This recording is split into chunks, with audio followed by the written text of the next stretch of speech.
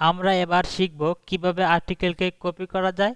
প্রথমে article manager, এখান থেকে যে আর্টিকেলটি কপি করব সেটিকে সিলেক্ট করে কপি বাটনে ক্লিক, কপি। এখানে আমরা একটি লিস্ট বক্স দেখতে পাচ্ছি। এখানে বলা আছে কপি টু সেকশন ক্যাটাগরি, অর্থাৎ আমাদের কপিকৃত আর্টিকেলটি কোন সেকশনের কোন ক্যাটাগরিতে পেস্ট হবে সেটা এখান থেকে সিলেক্ট করতে হবে। আমি এখানে দ্য নিউজ অর্থাৎ নিউজ সেকশনের নিউজ ক্যাটাগরিতে পেস্ট করব। এজন্য এটিকে সিলেক্ট করে সেভ বাটনে ক্লিক, সেভ।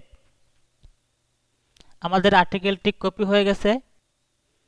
এবার আমরা শিখব কিভাবে আর্টিকেলকে অন্য সেকশনে এবং ক্যাটাগরিতে মুভ করানো যায়। প্রথমে আর্টিকেল ম্যানেজারে আসতে হবে এবং এখান থেকে যে আর্টিকেলটি মুভ করাবো সেটিকে সিলেক্ট করে মুভ এই বাটনে ক্লিক। এখানে আমরা একটি লিস্ট বক্স দেখতে পাচ্ছি।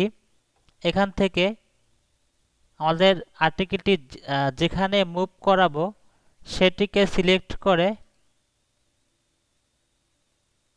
সেভ বাটনে ক্লিক।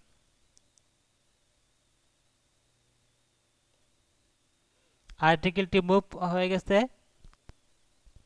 6.4 টপিকটা এখানেই সমাপ্ত। আল্লাহ হাফেজ।